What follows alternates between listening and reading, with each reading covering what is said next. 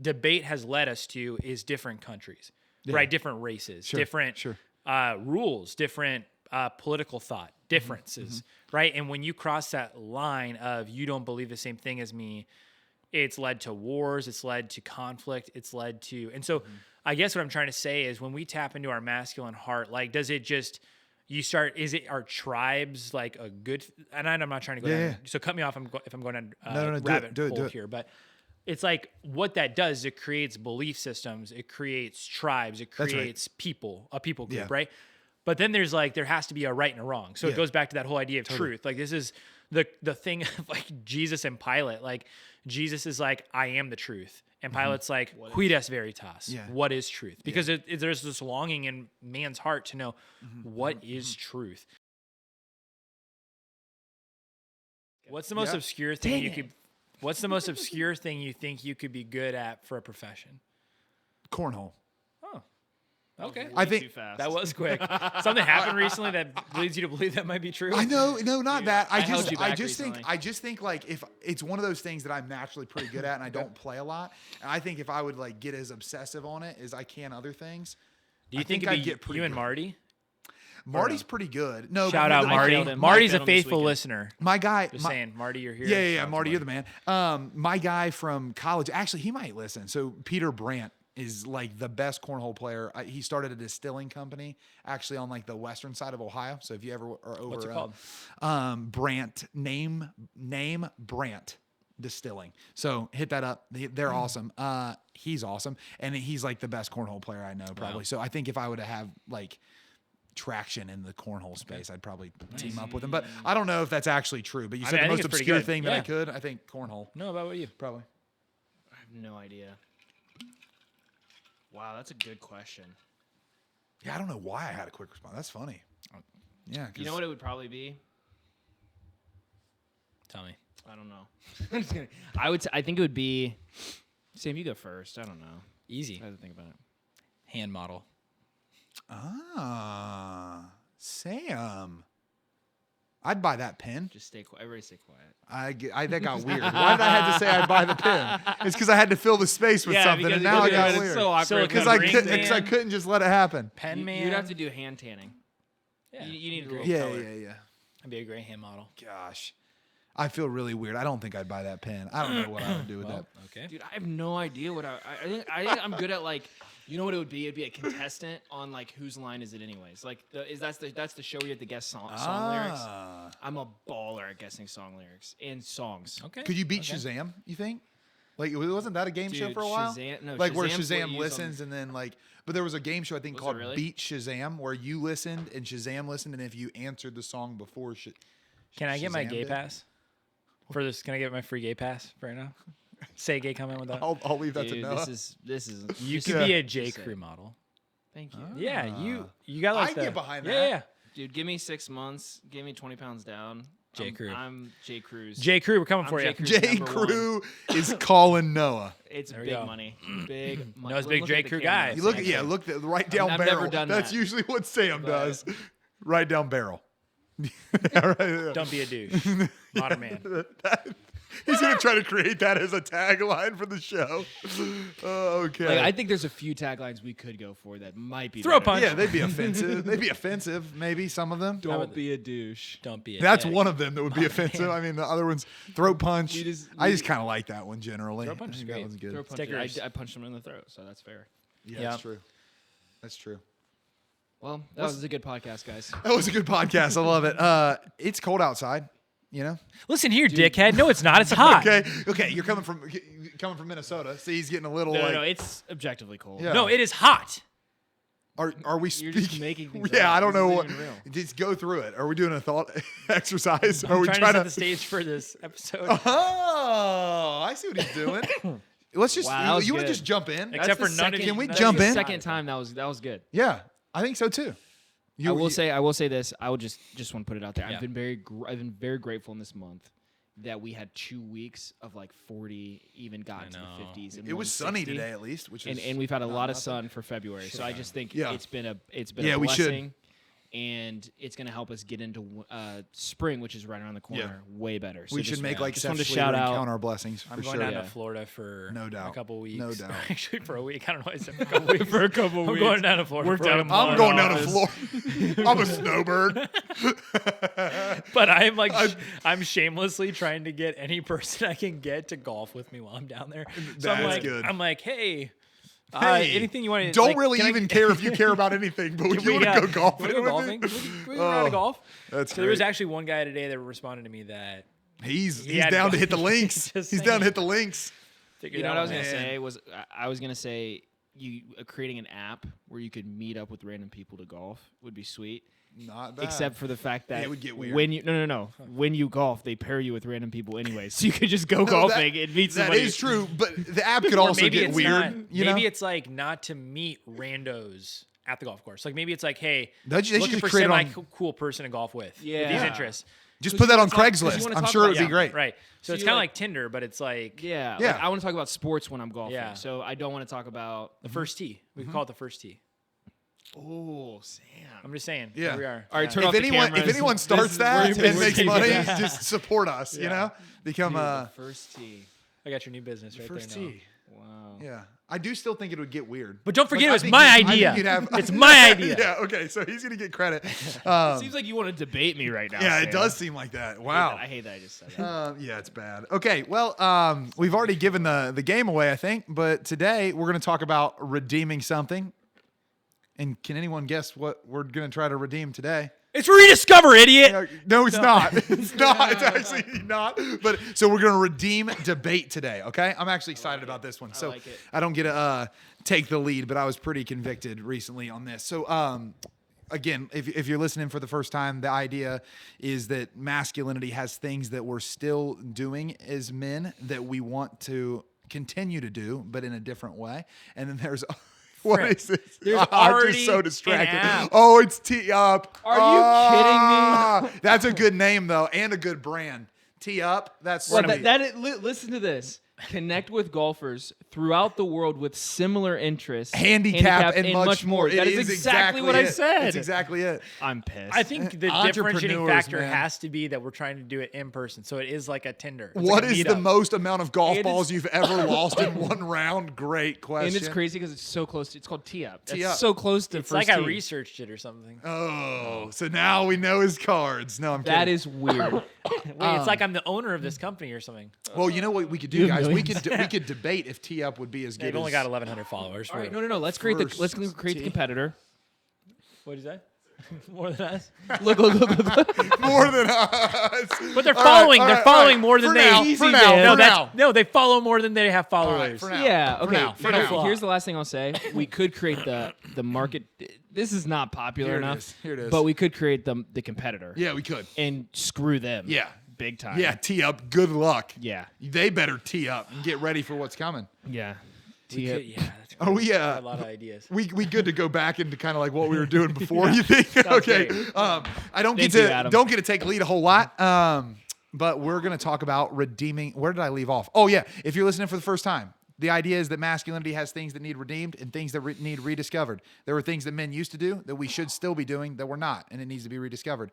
And there's things that men used to do in a different way than we're doing it now, and it might be a good thing to kind of get back to that. Or maybe men have never done it as it should be, and we need to speak something new over it. That's the idea of redeem. So I want to talk about redeeming debate, because I think that what happens in the world today is because we're so polarized on a variety of fronts. So you look at America, America's polarized. You got red team, blue team. You look at the church, it's polarized. You got orthodoxy and orthopraxy, like whatever, like whatever the things are.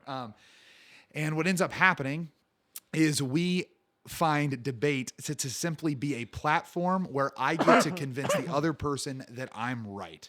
And I don't think that that's the way debate is supposed to actually happen. So what ends up being kind of the end at the beginning here of my prompt for us is I just find that debate should be about pursuing the truth, not about pursuing being right. And so I want to give an example. So I was recently on a flight because we all fly a bit for work. And as I was flying back from a talk that I was giving in Wisconsin, I was flying back with a gal sitting next to me, and we were like making small talk, and she eventually asked me what I do for work. And it's so funny because usually I'm like right on it. I'm like able to answer, like just kind of no harm, no foul. If they're into it, great, we'll talk more. If not, we can both work alongside each other. But for whatever reason, I was just kind of like dragging my feet, like I don't want to really answer, like if there is something that she like doesn't agree with about Catholicism or about like the idea of evangelization, like whatever it is, you know, you have an infinite number of reasons. But I eventually like brought it up, and what I found was like she and I had this like it was like one of the most amazing conversations I've ever had on a flight, where we actually just continued to disagree and debate different points. So she was like a devout Protestant Lutheran, and then me and my like Catholic missionary perspective, we're coming together. And what I found was I was like, man, I was nervous to say anything to this gal when she asked me what I did, because I was like nervous that we were going to get into a place where I would have to prove to her why I'm right, or somehow like take refuge in me being right and kind of like not engage in the same way. And as I finished this conversation, I was like getting my carry-on, like walking out, waiting for the shuttle to take me back to my truck. And that whole time I was just thinking to myself, like that's what debate's supposed to be like. Like I could have like, she and I could have easily just gone and gotten a beer. She was like a mom of two. She was like upper 40s, like amazing. And I was like, we totally could have gotten a beer after that and been completely fine, because there was something about like both of us bringing our ideas, not in agreement. We actually had a ton of areas of disagreement. We were debating, we were giving scriptural evidence of why this was right and this was wrong. And she would do the same back. And then I would talk about how, well, if you play that out in the world, it doesn't work out as well as I think we might anticipate it to work out. And she was saying the same thing about some of my stuff. And it was just awesome. And I got to the end of it and I'm like, if we could get back to that, like, I don't think we would have like the division, like the two team, like realities that we see everywhere. And like, I think it would be riveting to listen to. Like, it wouldn't just sound like two people trying to get in the next little ad hominem quib that I can dunk on the other person with. Yeah. It would be something like, wow, that person really knows what they're talking about. Oh, and they do too. And wow, like it's both of those perspectives seem believable. Well, that's kind of a good thing, you know, like debate being this place where two sides come together and push up against each other. And as they push up against each other, it rubs off the areas of like, the areas of incorrect thinking or whatever. I will say this is like, listening to you, Brad, this is precisely, I think, why Trump changed like the feel of most presidential debates, is because I feel like before him and even around when he's not debating, it seems to be fairly peaceful. Like I actually think about like what was the best debate that I've heard in recent history? It was definitely Vance the Walls. VP. Yeah, absolutely. Because there was respect there, right? There wasn't like, you know, this coup to try to camp Trump and some stupid thing. Yeah. It was it was truly two fairly level-headed individuals debating points. And even that though misses it, because we just saw respect on a level that just wasn't seen with Trump and others. But I think it was like around 1970 and there was like some sort of legislation passed where the House of Representatives and Congress members were actually able to live away from Washington. Right. There was this up until that point, people from the House of Representatives and from Congress would live in Washington. Yeah. You wouldn't live where your constituents were. Yeah. Right. So there was this reality of we did life together. Right. So I would debate you and I would disagree with you. We'd be in the same restaurant later. We'd be in the same restaurant. Our kids would play on the same soccer team. Yeah. Coached by some, like maybe one of us. Right. And there's this reality of we shared life together and we were able to do that in semi-peace. Yeah. Right. Obviously there's things you always disagree with people on, but it wasn't like disagree and then damnate, right? It wasn't like this, I can, like, you are damned to me because you disagree with me. And I think that's to your point. Evil, or like all the things we throw out. It's like, yes, and to what your conversation is, there's this fear. I'm not saying you were living afraid, but it's like, rightfully so, if you had any degree of fear, it's like, I don't want to be wrong, or I don't want to get into a debate. This goes sideways, whatever. Yeah. But I think that's the state of the world we live in is we have forgotten that we belong to each other. Yeah. There's a humanity to us that's like, no matter your skin color, no matter what you believe, no matter what who you voted for, we belong to each other. Yeah. Right. And there's this, I don't know what it is, but it is trying to create division and factions, as much visions and factions as possible. Yeah. So we can't live in relationship together. Yeah, my experience was exactly that. You know, like the end of the whole thing, I think what I was most convinced of is if I go into conversations like this just wanting to be honest about where I come from and actually engage the conversation as it's happening instead of trying to jump ahead to the gotchas and stuff like that. Yeah.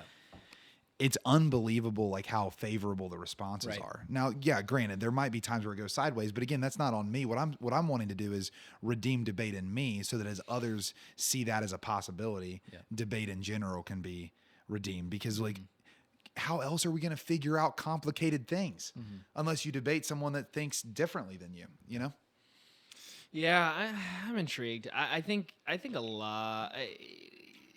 Debate has been around forever. Debate has been around since the beginning of time. I am just. I'm cracking up because I was literally reading this morning, like literally Genesis 2 is Cain and Abel. Yeah. And it's like, Cain's idea of conflict was, I'm going to drag my brother out into a field and just kill him. Cold blood. No, totally. Yeah. That makes so many jokes. Yeah, about right. No, so politicians from the who do beginning that. of time, man. Anyways. Well, debate of the apostles. Which one's the greatest? Like there's it goes back. Yeah. So it's been around forever. I also think there's a nervous. You brought up something really important because I get nervous when it's like, yeah, we just disagree and everything's fine and da da da. Because I think a lot of times you can almost there's like an appeasement happening versus like a genuine. We are going to honestly attack this issue that I wholeheartedly believe in and you wholeheartedly disagree in. And you know, that should, like, I'm not always a fan of it. And I'm grateful that you had a Midwestern, this was a Wisconsin to Ohio flight. It ended in civility. Yeah. But what you're saying is if it doesn't end in civility, that doesn't mean it's wrong necessarily. No, because I think about this, like, I had a heated debate, 4 years ago with my sister. And it was political, and we got into it like intensely, and we were like raising our voice, and it was really intense because we believed that what we believed was true. Yeah. And now I still have deep She's one of my best friends, like literally we're so close. But I think a lot of times like we kind of dance around maybe the heart of the topic or what we truly believe, or we're not. We're just trying to keep everything at bay. And I think debate doesn't. If you honestly believe in something pretty wholeheartedly, like I won't get at. Well, that might not be true. But I won't get as fired up about an MJ Jordan or MJ LeBron debate as I would like something that's core to. Yeah, like maybe saying. Politics because it has to do with my finances and the way I can take care of my family. But yeah, I think you should get deeply passionate. Like that's one of the things that I have seen that's really hurt in a lot of the people I've spent time with is like they want to keep everything at bay, and so they don't necessarily get fully honest in debate. Yeah. And they try to cut off conversation and just let it be what it was, so that things don't get a little unraveled. When like in reality, if you're passionate about something, it doesn't mean you need to be shut off. Yeah. About like possibly taking on a new view. But you should be able to fight for it. You should, and it might not always look civil. Yeah, I don't disagree with you. I think there is just an element where like my disposition going in should be the aim of this debate is that I would prove my points and continue to discover truth. But if we can do that in a way that remains civil, that's obviously awesome. But if it gets to a place where passion happens, like you're saying, I don't think it's the end of the world. I think where I get caught up is like it's whenever we get passionate and it ends up being enemy versus enemy, and it ends up being I'm gonna do whatever I can to humiliate you. I'm gonna run around you and I'm gonna like dance around and not actually engage the points anymore. Because at some point, and we've all been in debates like that, I think, but like you end up in a place where it's like we're not even debating the point. No. Like we're debating, am I a good thinker? Like we're debating like, am I likable? You know, like we're getting to a place that's not even about the content. And I think, that's to the detriment of masculinity. I think if we can debate in a way that stays on like what we're pushing for, even if it is juvenile, something like MJ or LeBron, like I love the text that all of us are in with that. 'Cause I need to engage that. Like there are times where someone makes a point that's clearly attacking mine, and I have to be like, okay, like, do I have an answer to that? And like in trying not to get ad hominem, trying to not get too quibby, which like can happen. And when I do that, I need to be like, wow, that was like immature. Like that was below the belt. Yeah, it was ad hominem. Like I just went like, yeah, but you like this, so you're dumb. It's like, wait, what? That has nothing to do with what they said. What do you think the line is? So, because I think the thing that I struggle with to what you're saying, Brad, is like what I hear you saying, and I want to give you a chance to clarify before I just start punching you. Yeah. But what I'm hearing you say is that it's best or most virtuous to argue or to debate in a way by which we don't get to a point where there's basically an impasse, or if we do get to an impasse, it's handled in a way that is not going to bring about some sort of aggression. Would you? Yeah. Do I think, good question. Do I think the end of a debate rightly ordered ends, even if it is in an impasse, in a place where we can walk away? Not saying you have to agree, but it's, yeah, I think I would say that. Yeah.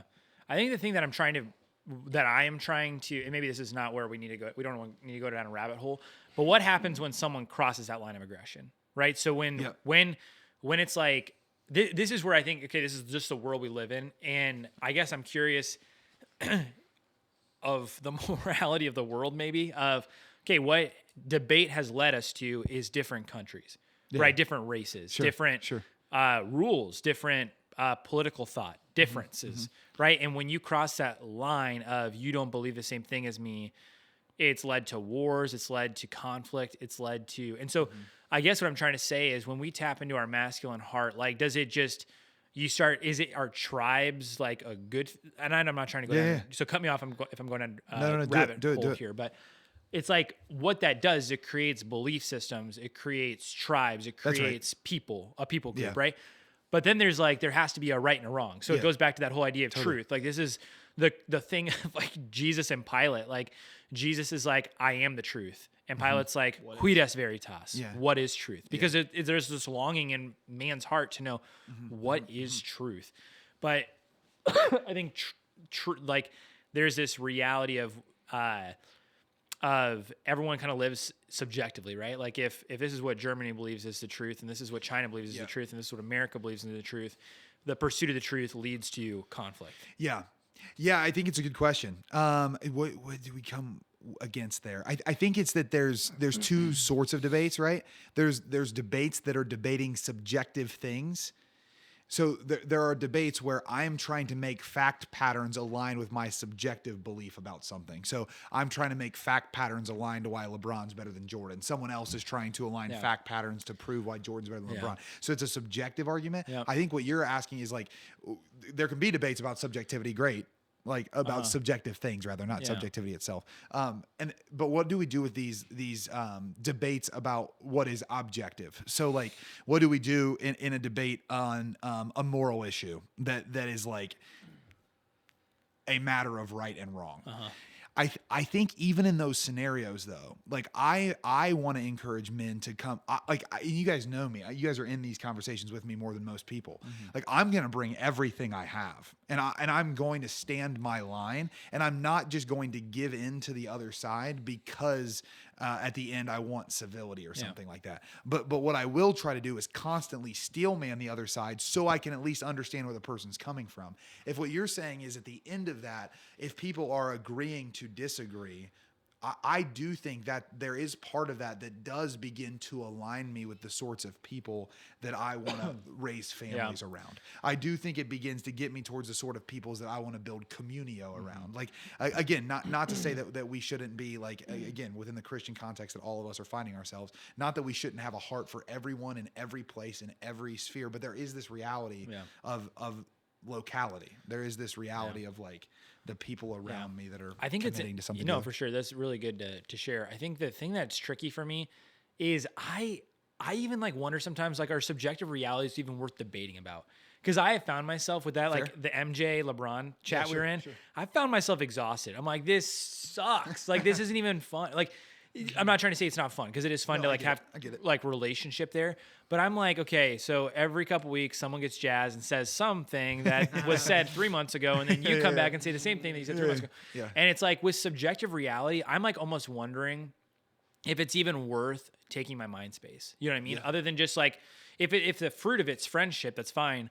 But I almost look to life as like, are the only things that are important to debate objective realities, like truth? Like that's where I guess, is there ever a circumstance where really it's like, is it even worth my thought or worth my mind or worth my time to try to debate someone on if Mahomes is going to surpass Brady one day? Because it's like, at the end of the day, are there even like it's based off of feeling probably for most people. Are like, no, this is why he's not. And it's like, no one's ever going to be able to point and be like, objectively, he was the better player. Yeah. You know what I mean? But when I could look at someone and be like, actually, there is a God.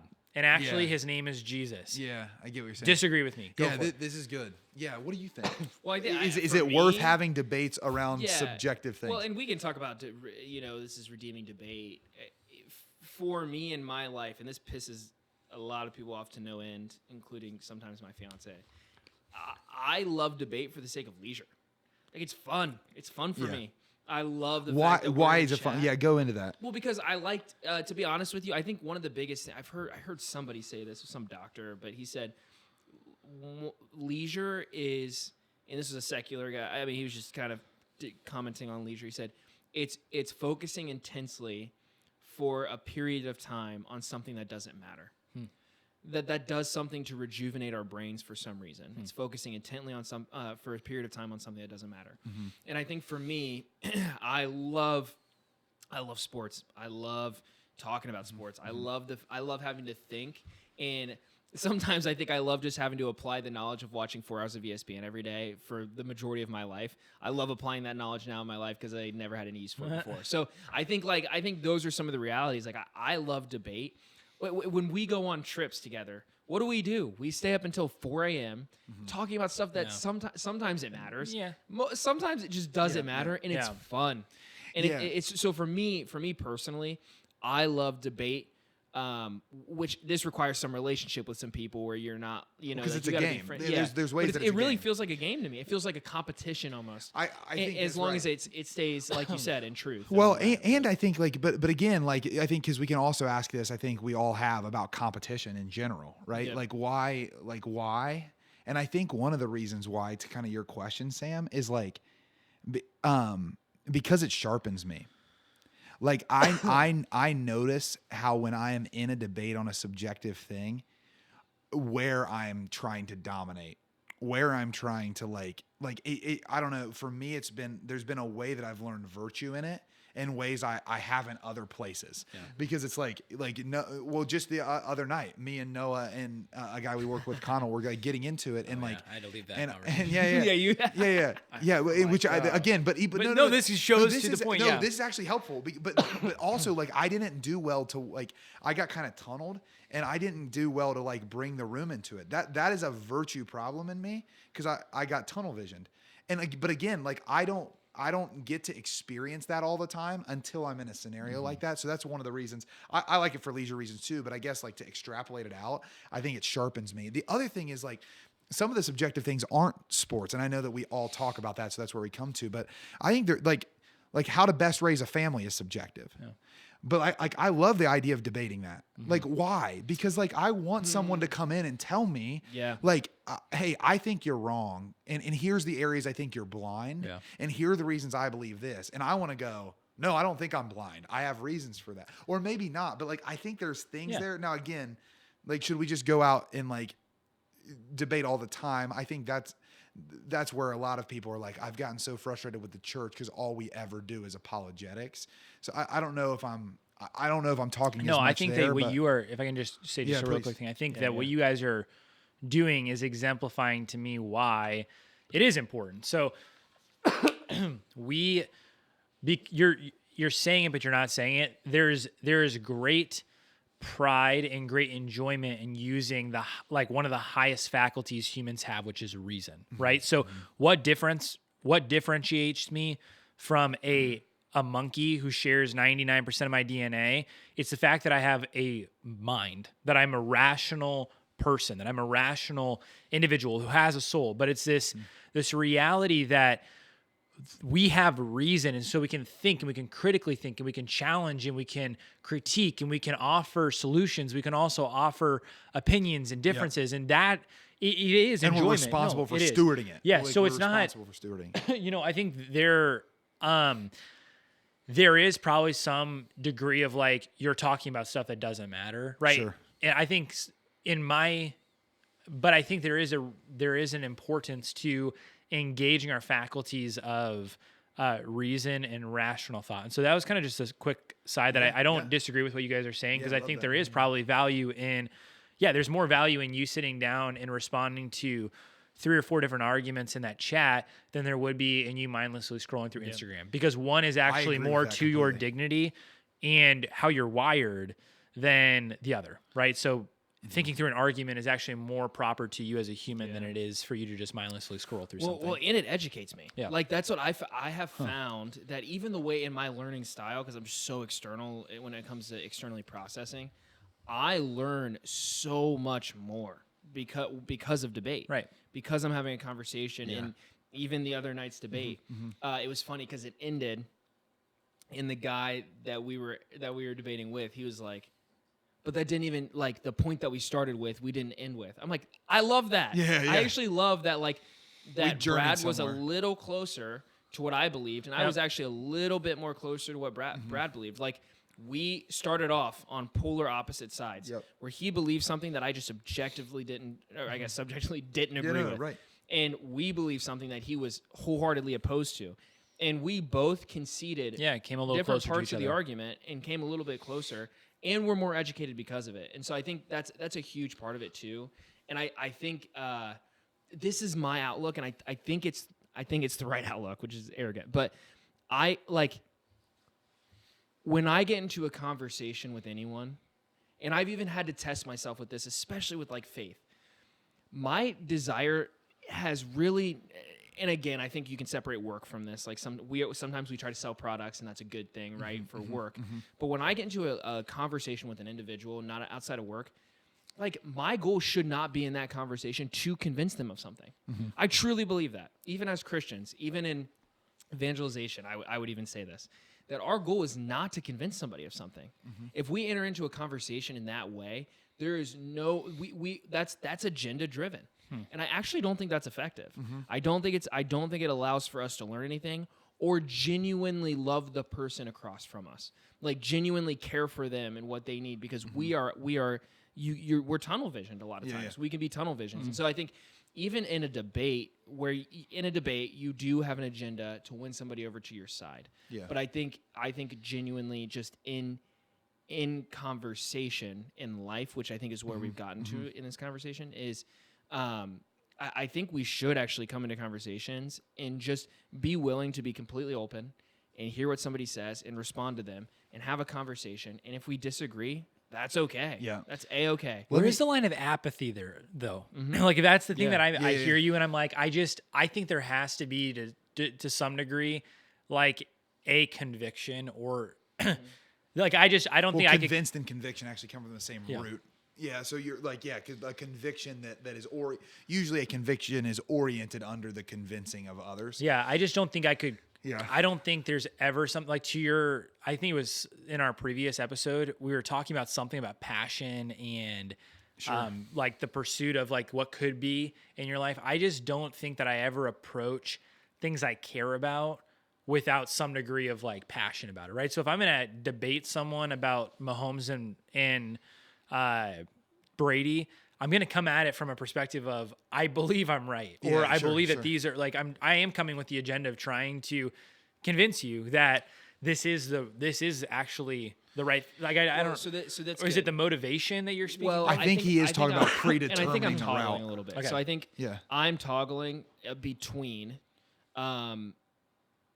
subjective realities, which I totally think sure, because there's not a whole lot of weight to if Jordan or LeBron is better, especially when we already know Jordan is. So it's one of those things where it's like there's not a whole lot of weight on it. Yeah. Whereas when we get into toggling over to the objective reality, I think that's when it really matters, because we have like you just brought up the apologetics conversation. Yeah. Like in the church, in our church right now, what we have is a ton of people who believe that evangelization is winning an apologetic argument. And it's like you're just wrong. Well, because it doesn't result in the outcome. Because you're talking about outcome. No, keep pushing. I was just gonna say, where do objective realities come into anything other than like faith and morals? Then, like, is there any other? Yeah, I mean, I think personally, I think like virtue. I think living a good life. Like I think, but I do think faith and morals are involved. No, yeah, in that, morals though. So like how you live your life, morality. Yeah. So but I guess what I'm trying to say is not as much just in the area of morality, but I'm even saying like good life, like meaning what's an amoral thing that I'm talking about with like a good life? I'm talking about like I think there are ways of resting well that I don't necessarily think are moral quandaries, but are just like a good life involves resting in this way. So I think it has an objective piece to it, not merely subjective. Like I think but again, what's cool about just in general philosophy, right, is like all the objectives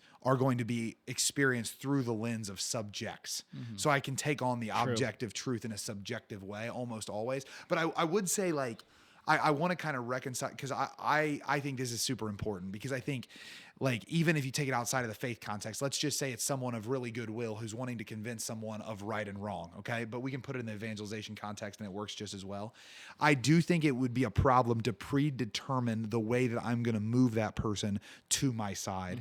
But I do think that if we really believe what we believe, we go into it thinking, if I can move their needle closer to me, I think it will actually be better for them. And if they think that same thing, I still think we're in a decent debate place, because what I can say is like, no, I believe this with my whole being. Like I'm shaping my life around it, and I'm going to present it in that way, because I think there's an authenticity to that, if that makes sense. So like one of the ways I look at my life when I'm engaging with people on the airplane, or people even where I'm speaking or like ministering at, is like, am I moving the needle in their life towards what is good, true, and beautiful, towards fulfillment?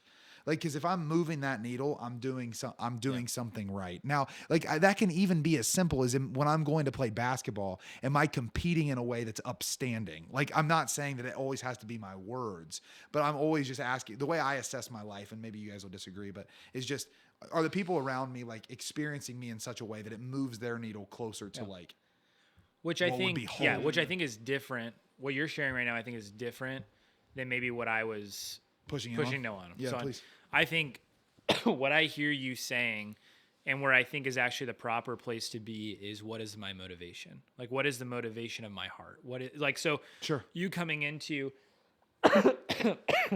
a debate with someone about right or wrong outside of faith is, excuse me, sorry.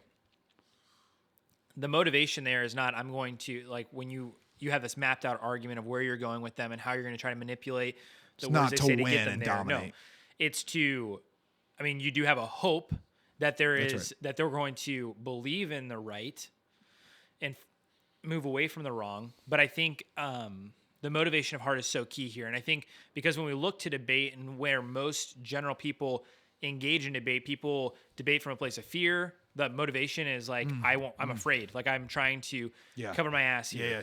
Defensive everywhere. Defensive. Right. There can be motivations of just pride. Like I'm going to try to make you submit. Yeah. Regardless see how smart I am. Yep. And then there can be motivations of humility. Like I think that is something that's important to maybe bring us back to here. When we think about what is this redeeming debate, I think so much of it has to do from the motivation of my heart. Like why am I debating? Why am I trying to engage? Like asking, constantly questioning oneself. Because I think there is this importance to self-knowledge. Like the more you know yourself, the better you become, right? Because if you know, I'm actually saying this from a place of hurt, right? So the last episode we just talked about of failure and kind of these points of living from those places of hurt and woundedness in our lives. okay, whoa, the reason I'm engaging this right now and being so defensive, like there were moments today. It's a particular trauma or like whatever. Yeah, right. There were moments today in a meeting that I had that my motivation of heart was not pure. My motivation of heart was not kind, right? My motivation of heart was not for the best of the other person. It was, how can I feel good about myself, or how can I come from this place of wherever to be right. Yeah.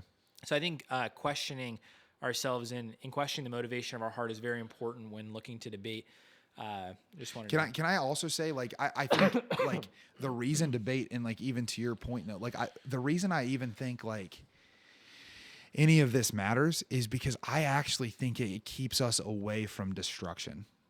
So like the reason I think we should compete together as men and figure it out, like even if we got to work through some stuff while we do it, the reason I think we should debate as men and figure it out, even if we have to work through some stuff, is because then we don't war against each other.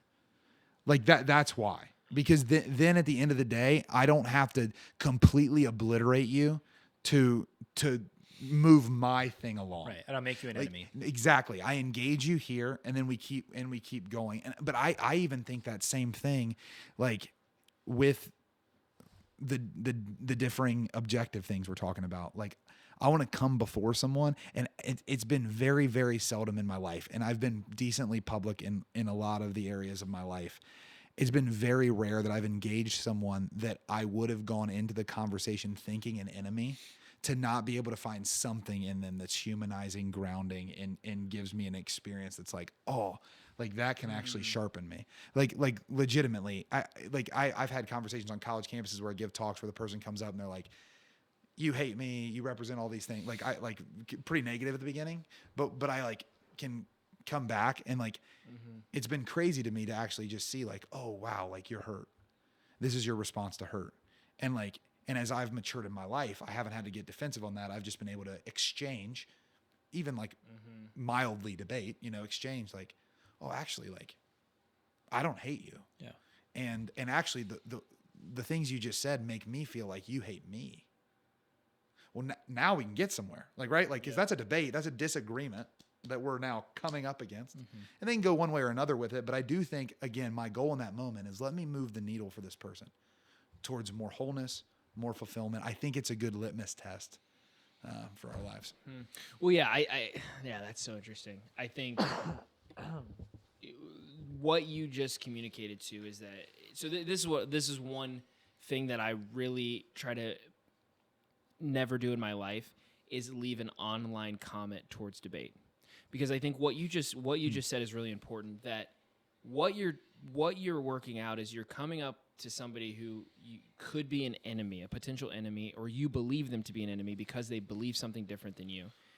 And you recognize in dialogue with them that they're a human, just like you.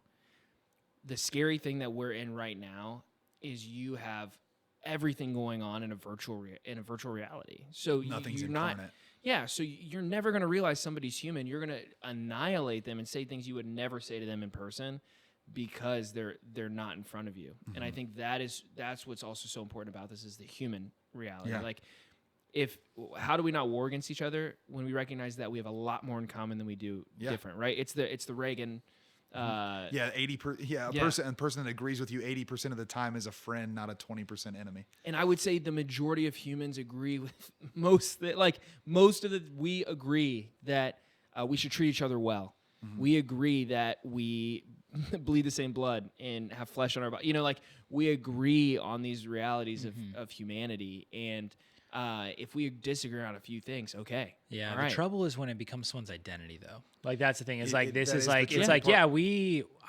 think we could separate all those things out and be like, yeah, okay, 90% of what we believe is the same, but the 10%, that's who you are. Especially if you build it in. And that does get hard, because then what happens, again, it moves us backwards towards effectively war. Because what the person says is, in order for you to be right, I have to be destroyed. And it's like, no, that's not true. Or wrong. That's not true. Which is the same thing, right? It's like, it's not just like it's like this very thing you are attacking me. Yeah, Jordan Peterson says this all the time. The reason that we think the reason that we write, the reason that we speak is so that our stupid ideas can die before we do. Like that is the reason that the public forum happens. Like the reason that I love having brothers in my life is like, hey, let me tell you this stupid idea so that you can tell me how stupid it is, so I don't hurt my family. Like so that I don't like find myself in the wrong place at the wrong time in the wrong way. Like let's work out again. If we're redeeming debate, one of the areas of my heart that comes alive when I think about redeeming debate is this idea of like, man, if we would not live in fear of that, like in fear of like going up to someone that's different than me and engaging, I think that most of the objectives that we have as like missionaries and men that want to see people whole and full, I think would happen way more. Because even what you said, Noah, dialogue, die logic, die logos. Like it's literally the reasons of two coming together. Like that's what we're made for. So I love the wrestle with it. I wonder like, we mentioned fear. I've been trying to like rack my mind. What are the other things that keep us away from debate? I think it's probably just different fears, right? Like a fear of like being inadequate, so not having the right ideas to actually be able to engage. The fear of being too much, that if I come and like unload all of this, that like someone's just going to make fun of me for being a try-hard or a passionate person. Or I don't know if there are other things that hold us back. The fear that what I've built my entire life on isn't true. Oh yeah. I mean, think about that reality. I mean, yeah, good point. Just put yourself in those shoes that's crazy. Like what I've been living this out for 5 years, 10 years. I put my whole life into this, and now my life is halfway over. My life is a quarter of the way over, and you're going to tell me that's wrong? That could be really bad news to someone. That could be devastational. You know?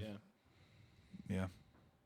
You think other things or just different like fears? I mean, like false. I think there could be like a false sense of humility or something within it. Like I think. Interesting. Yeah. Like I'm above that. Yeah. I don't venture down to that. Yeah. Yeah. Yeah, that makes sense. Or a false peace. Like I think that's someone said that earlier, and I think when I think about you mentioned it. Did you just say that? No, sorry. Earlier. Yeah. But I think even in the midst of my family, like I think there's extended family members that definitely we disagree on some stuff that would for sure fall into the realm of like, this is who I am. Yeah. And I think my wife and I have pretty much like, because of so many like rounds with this, it's we just aren't going to go there. And so I'm kind of questioning myself as like, do we not debate? Because I think I'm fine with it, but I just don't know the people I'd be talking to are in a place where it's like you can't separate the issue from the person. Yeah, I was actually going to land there. I think that like the last thing I think for you listening, if you're wrestling with all the things, because I think we're even coming to like varying areas of potential disagreement, even at the table, which is awesome. But I think like redeeming debate doesn't mean that we as men were made for debate. It just means that debate is part of what we were made for as men. We can't shy away from it. So we can't shy away from it, but it's not that everything I have to engage in needs to be debate. It's not that I need to always argue every point always. Like, no, it's not that. Redeeming debate is knowing where it's appropriate, and maybe even, if you'd allow yourself, where it's necessary for you to be sharpened, for you to step out of fear, and for you to engage the life that's in front of you. I love it, man. Good stuff. Yeah, redeeming debate. Bang, bang. Principal objectives. So we had a quick turnaround for this recording. So usually we have 2 weeks in between recording where we're really like trying to engage with our principal objective from the last episode. But since all of those are still in progress for us, I thought a way to maybe engage it is if you remember your principal objective from last time, and then just is there anything that you want to add to it, or anything that like the conversation today has sparked you? And I can go first. So mine was in the morning time. I really wanted to like see the areas where I'm like avoiding things. And so like I think as we've been talking about this, I think avoiding people actually, like what I was convicted of is like, I'm going to keep working on in the morning, taking time with the Lord to ask, like, what am I avoiding? But I really want to, like, based on our conversation here, bring into that, like, man, why do I avoid that person in these circumstances? And like, how can I work on that? And like, is that something I can pray for them for? Is that something I can engage with them? I think that would be helpful for me. Is there are times where I just avoid certain people in certain circumstances or in certain seasons. And I'd love to kind of get more into why I'm avoiding there. Awesome. Yeah, mine was non-judgmental glances at myself, and being able to engage that journal in a way that allows me to be retrospective about my day and to learn from why did that pull in me, why am I reacting that way, and to become better. So I think right now it's on track, and I'm just going to stay the course. Yeah, I love it. Yeah, mine is really focusing on silence when I go to bed and when I wake up, and staying away from the phone. And one thing I do want to add to that reality is just right now at work, there's a lot of things that I'm in debate and frustrated by. And I think what I want to add to kind of what I'm doing right now is just making sure that I'm not gossiping specifically about that. I think that's what creates more enemies when it comes to debate. It's what creates more enemies than friends is when you don't. One of my bosses used to always have a rule that when you're disagreeing on something within a room, when you stop the conversation, everyone has to leave the room separately, because it doesn't allow for these little pockets to come together and talk and gossip and talk crap about each other. And then you come back and you have these newly formulated teams working against each other. It's more vitriolic. Yeah, it just dissects and separates. And so, just cutting out gossip from that specific area of my life, I think will help me not create enemies out of friends. Yeah. If that makes sense. Beautiful. Yeah, it's awesome. Awesome. Well, all right, gents. I'm on Noah's shit list. I don't know in what regard, because I got That wasn't even what I was thinking about. So I just I so got you know. you. Well, yeah. Well, inside I don't know joke how here. to even close it now. No, it's good. Thanks for joining us, gents. We'll be back in a couple weeks. Don't be a douche.